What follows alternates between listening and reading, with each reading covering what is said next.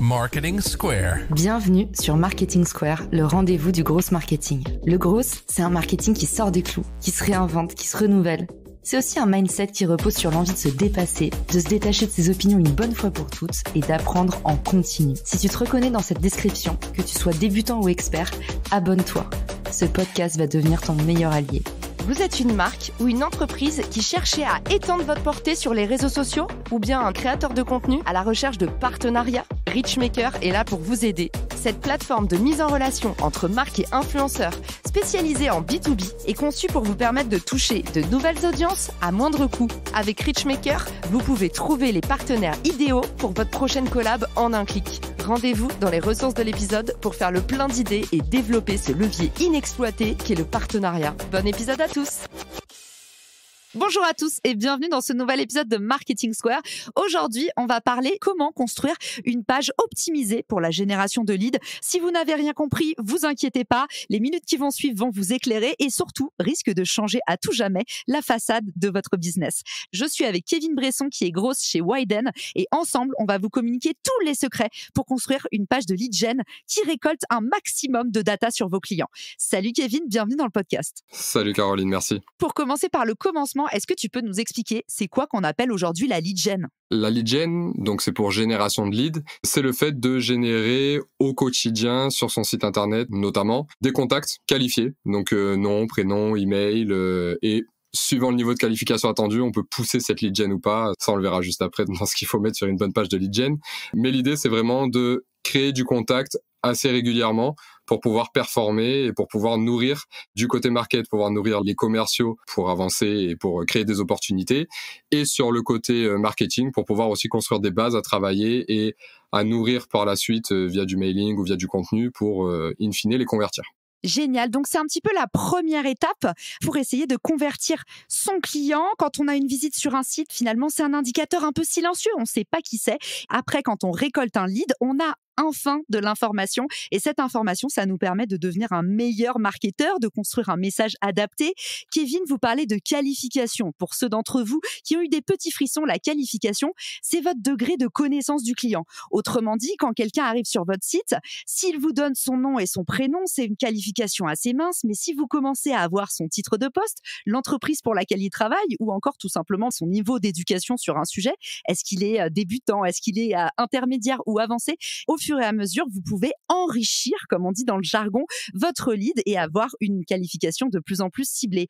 Kevin, aujourd'hui, qu'est-ce qu'on en fait des leads? À quoi ça te sert aujourd'hui pour toi en tant que grosse marketeur? Foncièrement, c'est la base de mon métier en fait. Si t'as pas de lead, au final, tu peux pas faire grand-chose aujourd'hui en marketing. Pas de lead, pas de chocolat. Pas de lead, pas de chocolat, clairement. Et c'est exactement ça, parce que créer des audiences, faire de la vue, attirer des visiteurs sur un site, je mets toujours des gros guillemets quand je dis c'est facile, parce que c'est pas facile. À peu près tout le monde est capable de le faire. Après, derrière, convertir ces audiences en lead et donc en contact qualifié pour pouvoir créer du business et essayer de convertir, là, ça devient un peu plus technique et c'est là où très souvent le métier de marketeur, le métier de growth commence à être vraiment intéressant. C'est quand on commence à travailler ces leads pour les convertir. C'est vraiment le carburant de la performance de l'entreprise, les leads. Donc très très important d'avoir une lead gen bien au point. Tu nous as convaincus. Par quoi est-ce qu'on commence, Kevin? C'est quoi un peu la liste des ingrédients pour justement aller récolter ces premiers leads? Déjà, il faut une page de capture de lead, ça peut être un bon point. Les plateformes permettent, par exemple, je pense à Meta Ads, notamment même Google Ads, ont aujourd'hui des extensions dans les campagnes publicitaires pour pouvoir générer des leads directement depuis leur plateforme. Donc, on remplit directement des formulaires sur leurs outils. Moi, c'est vrai que je suis un peu puriste sur ce côté-là. Je préfère quand même avoir ma propre page de lead gen et mes propres pages de capture. Comme ça, je peux vraiment gérer le message, gérer le niveau de qualification et gérer un peu toute l'expérience autour de la soumission des formulaires pour capturer les leads. Après, on va avoir des éléments aussi qui vont intervenir, qui vont être de se poser des questions sur pourquoi je veux créer une page de lead gen. Je vois beaucoup d'entrepreneurs et avec Widen, on croise beaucoup d'entrepreneurs qui nous disent oui mais moi j'ai des pages, elles convertissent pas ou mes leads générés ils sont pas super bien qualifiés. Mais en fait, moi la première question que je leur pose tout le temps c'est mais pourquoi vous essayez de faire cette page en fait? Par moment, on confond une page de lead gen avec juste une page de service ou une page de présentation de son produit et les objectifs sont vraiment différents. Une page de lead gen, elle doit permettre de générer des leads Dans un funnel, donc dans la partie entonnoir de conversion, on sait qu'on a 3 stades. Il y a la partie où la personne vous connaît pas, la partie où la personne commence à vous connaître et où votre service ou votre produit représente une alternative à son problème. Et ensuite, on a la partie vraiment conversion pure sur le côté acte d'achat.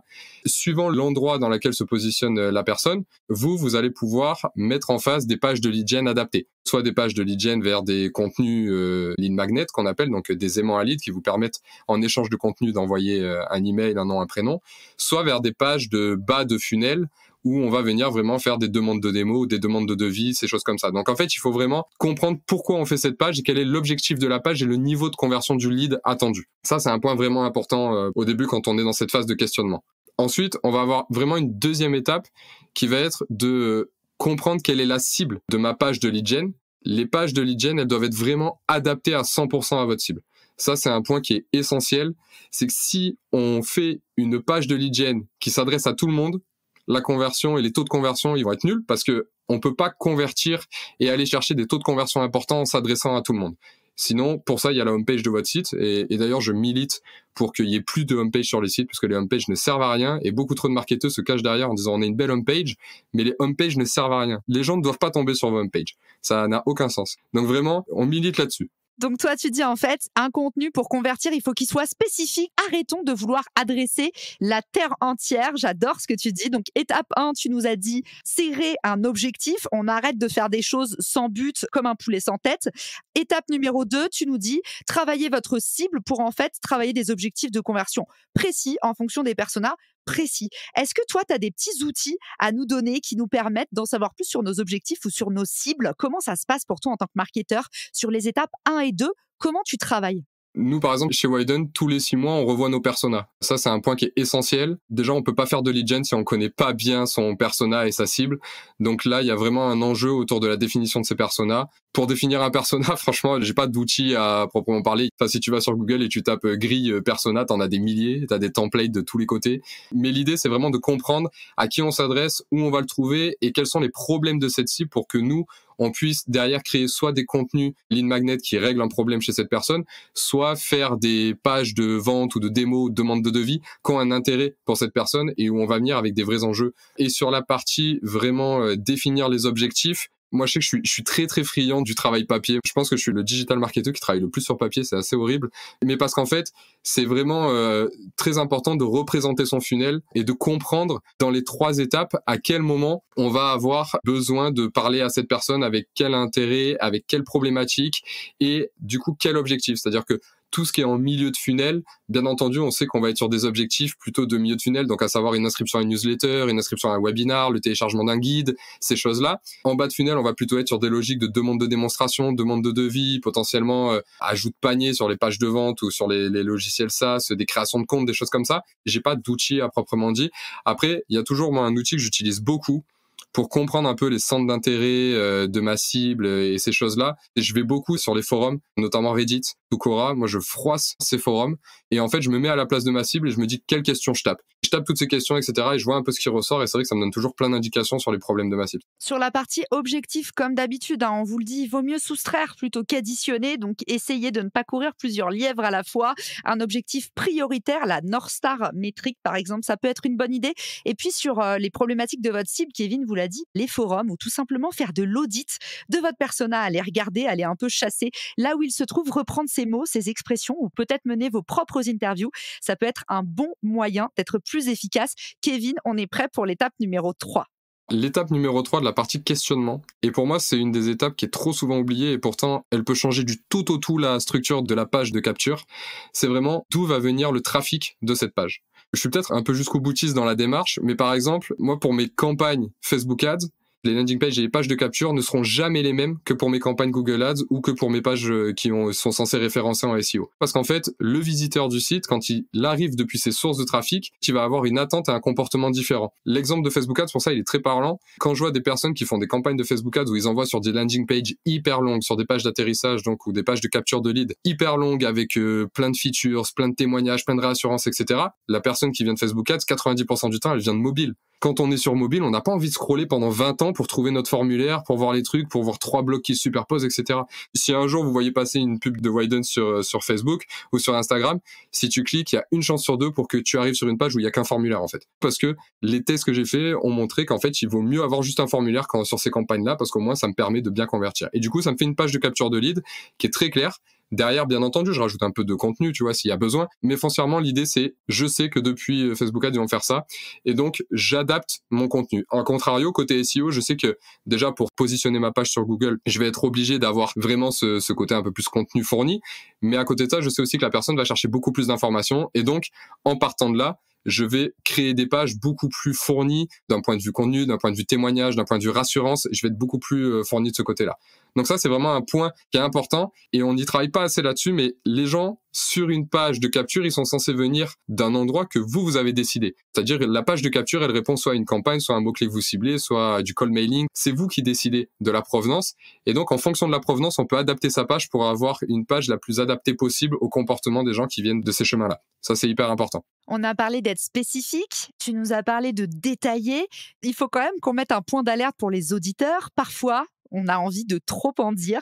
C'est quoi la bonne longueur d'une page de lead gen? Comment est-ce qu'on fait en fait pour convaincre? Selon toi, est-ce qu'il y a un nombre de caractères qui marche plus qu'un autre? On peut être tenté de se dire que plus on en dit, plus on est convaincant. Qu'est-ce que tu recommandes pour optimiser une page à la conversion? Je pense foncièrement qu'il n'y a pas de règle. Ça va dépendre un peu du business. Après, moi, je pars d'un principe simple, c'est que tout ce qu'on doit faire doit être ultra simple. Ultra simple, ultra simple. Plus on va rajouter de termes, plus on va rajouter de mots, plus on va vouloir en dire plus sur son produit, plus on va vouloir en dire sur ses éléments différenciants, etc., plus on va perdre la personne. Et au final, moins elle va convertir. Moi, je sais que par exemple, sur les pages de conversion, j'ai pas de menu parce que j'ai pas besoin. Moi, mon objectif de cette page, c'est que la personne convertisse. Si je lui mets un menu, elle peut partir faire autre chose. Moi, je veux pas ça.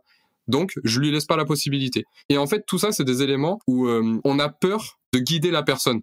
Pourtant, on attend que la personne fasse quelque chose sur cette page. On n'est pas obligé de la forcer ou quoi que ce soit, mais on peut l'amener tranquillement à atteindre cet objectif sans pour autant lui polluer l'esprit ou rajouter des frictions avec du contenu qui n'a pas d'intérêt.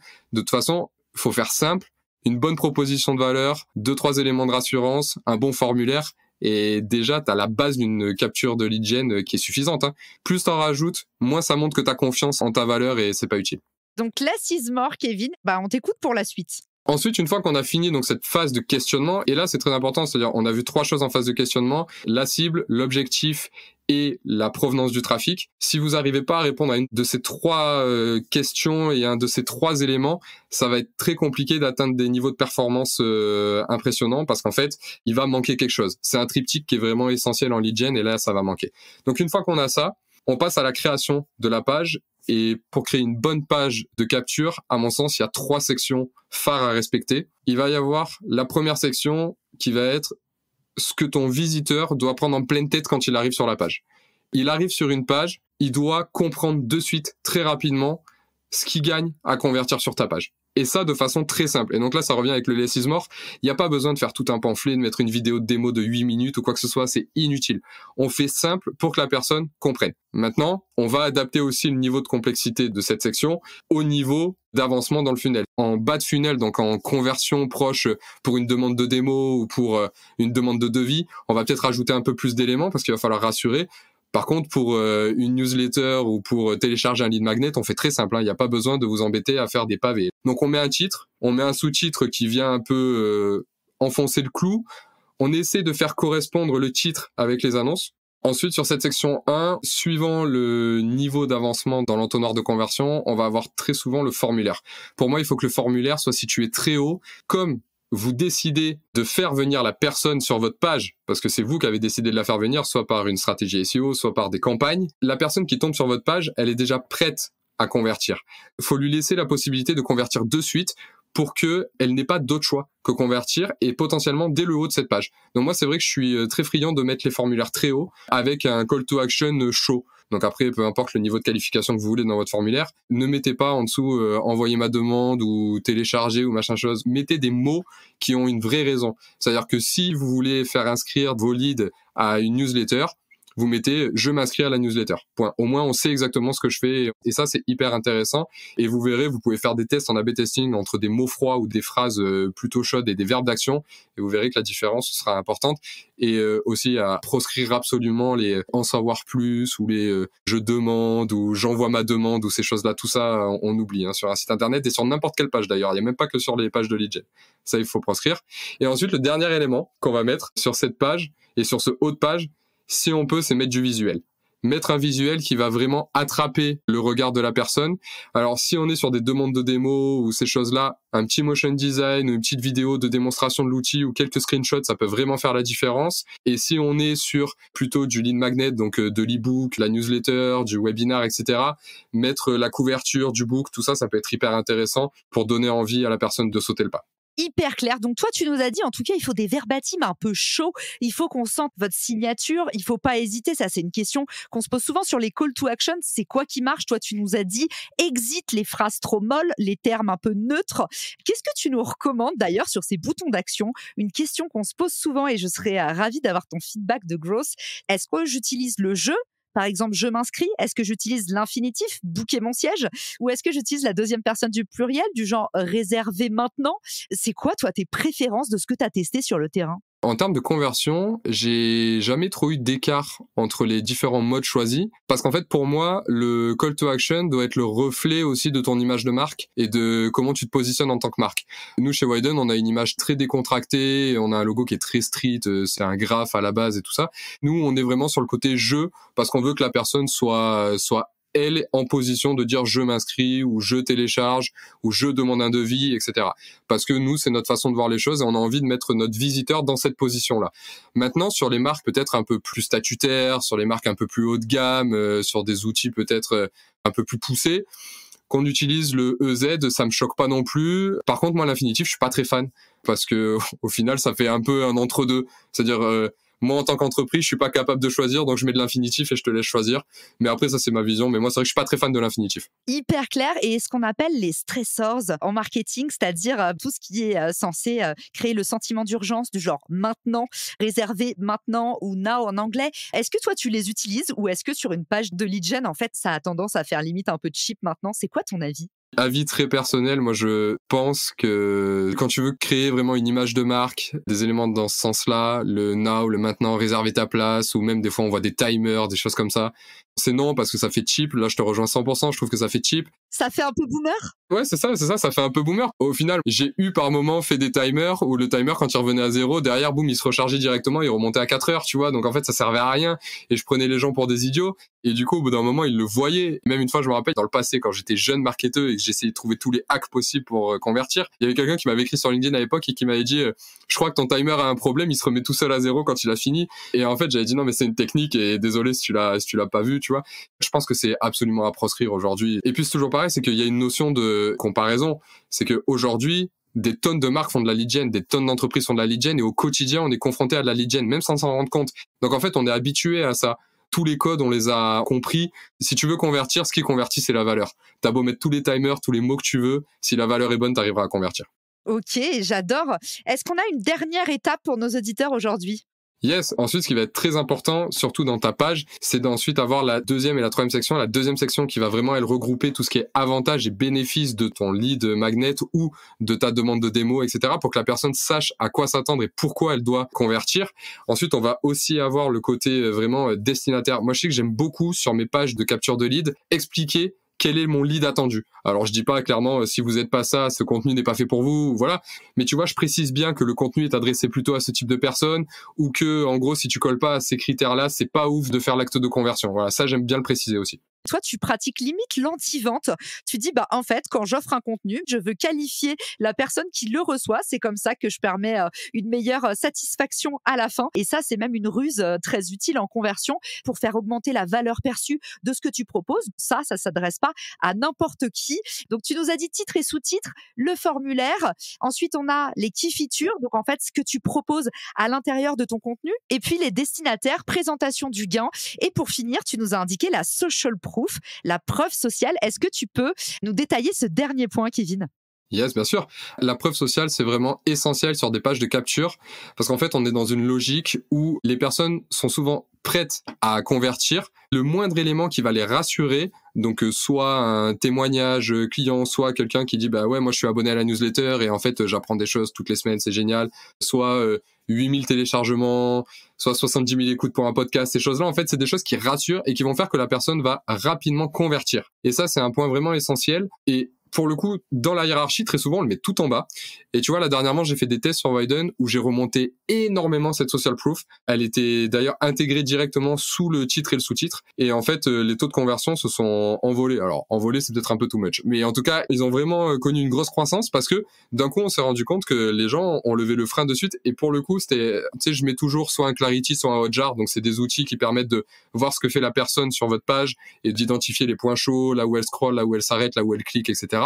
Et en fait, à chaque fois que je lance une page, je fais ça, ou que je lance un test, je le fais, après je le coupe parce que sinon tu passes ta vie à regarder des replays de gens sur ton site et c'est inintéressant au possible. Et tu vois, là je l'ai fait et en fait, je me suis rendu compte que quand j'avais remonté la social proof, il y avait plus personne qui scrollait. Donc en fait, les gens s'arrêtaient en haut et ils scrollaient plus. Donc toute la partie key feature, etc., elle était passée aux oubliettes. Et donc là, tu vois, je suis en train de travailler sur un nouveau format où je fais qu'un bandeau quand on arrive et il y a juste tout ce qu'il faut, juste le formulaire et c'est fini. Et je te dirai peut-être ce que ça donne, ou en tout cas, je pense que j'en parlerai sur LinkedIn si ça intéresse à un moment donné. Pour ceux qui se posent la question de la preuve sociale et qui se disent bah merci, mais moi je débute dans la lead gen, il y a personne pour adouber mon contenu ou bien valider ce que je fais. Petite astuce, si jamais vous n'avez pas encore de personnes pour vanter les mérites de votre contenu, surtout évitez les faux témoignages avec des profils faits par des intelligences artificielles, des photos bien nettes avec des noms du genre John Smith qui disent que votre livre blanc a changé la facette de son activité. Il faut mieux utiliser les previews. Moi, c'est un truc que j'aime bien, utiliser un petit outil comme CleanShot par exemple, et faites un aperçu de votre contenu. Donc, imaginons que vous proposez un document Notion. Vous allez faire un scroll sur votre contenu et vous allez créer un GIF où on voit que vous scrollez le contenu. Donc, en fait, on a un aperçu de l'intérieur du contenu. Ça marche très bien quand vous proposez des petits produits, particulièrement pour les lead magnets. Montrez un aperçu, peut-être en floutant, si vous voulez pas qu'on voit en fait directement depuis l'aperçu la totalité de votre document. Mais en tout cas, ça montre que en fait, on va recevoir quelque chose de très qualitatif et ça peut être un levier très puissant pour convertir davantage et amener à la conversion. Kevin, c'est quoi les outils que tu utilises pour faire de la capture de lead? Tu nous as parlé de Clarity et Hotjar pour analyser ton site, mais sur quoi est-ce que tu passes pour ces formulaires, par exemple, de lead gen? Moi, pour la lead gen, j'ai une stack qui est somme toute classique, WordPress, HubSpot. Widen, on est sur WordPress depuis toujours et on en est très content.